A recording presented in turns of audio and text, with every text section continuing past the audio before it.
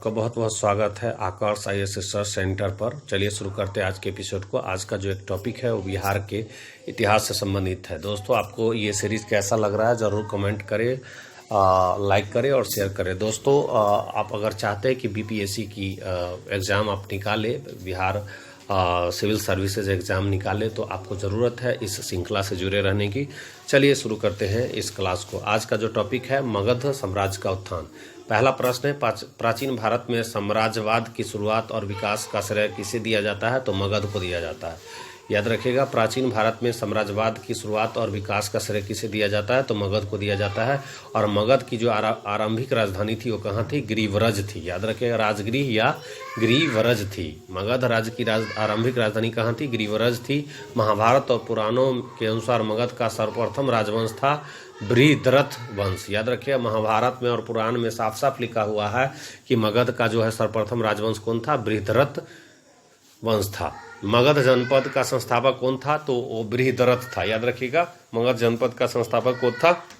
बृहद्रथ था। मगध साम्राज्य का वास्तविक संस्थापक किसे कहा जाता है?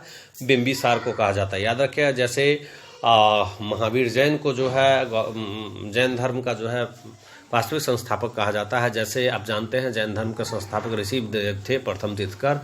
उसी प्रकार से मगध जनपद का जो है वास्तविक संस्थापक जो है, मगध साम्राज्य का वास्तविक संस्थापक जो कहा जाता है, बिंबिसार को कहा जाता था। वैसे मगध जनपद का संस्थापक कौन था? बृहद्रथ था। और महाभारत और पुराणों में साफ साफ वर्णित है कि मगध का सर्वप्रथम राजवंश जो था वो कौन था? तो वो था बृहद्रथ वंश था। अब है अगला पॉइंट, हम देखने का प्रयास करते हैं कि बिंबिसार एवं अजातशत्रु किस वंश के थे? तो हर्यक वंश के थे। बिंबिसार और अजातशत्रु जो किस वंश के थे? बिंबिसार का पुत्र था अजातशत्रु, और बिंबिसार के बाद जो है उसका उत्तराधिकारी बना कौन? अजातशत्रु। और ये दोनों जो थे वो हर्यक वंश के थे। मगध साम्राज्य का उत्कर्ष जो है प्रारंभ हुआ किसके शासनकाल से? तो बिंबिसार के शासनकाल में जो है मगध साम्राज्य का उत्कर्ष हुआ। और बिंबिसार ने किस राजकुमारी के साथ विवाह किया था? तो कौशल देवी के साथ, चेलना के साथ और खेमा के साथ। इन तीनों राजकुमारी के साथ जो है बिंबिसार का विवाह हुआ था। बिंबिसार ने ब्रह्मदत्त को पराजित कर कौन सा राज्य जीता? तो अंग जीता था।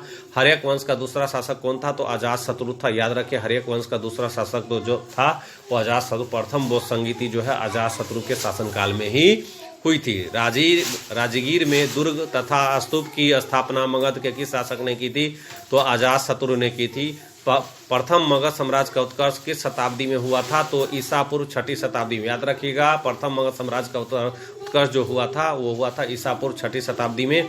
और अब पाटलिपुत्र नगर की स्थापना किस शासक ने की थी? तो उदयन ने की थी। याद रखिए, उदयन भी जो था वो अजातशत्रु का पुत्र था और उसने ही पाटलिपुत्र नगर की स्थापना की थी। और हर्यक वंश का अंतिम शासक जो था वो नागदशक था। और हर्यक वंश के बाद जो मगध पर जिस वंश की स्थापना हुई वो था शिशुनाग वंश। ये था दोस्तों मगध साम्राज्य का उत्थान। अगला वीडियो जो है वो बिहार का एक परिचय, इम्तियाज अहमद का जो प्रश्न और उत्तर हम देख रहे हैं इस सीरीज में। चलिए आज के एपिसोड को यहीं पर मुकम्मल करते हैं। तब तक के लिए हंसते रहिए, मुस्कुराते रहिए। जय हिंद, वंदे मातरम। थैंक यू मेरे फ्रेंड्स।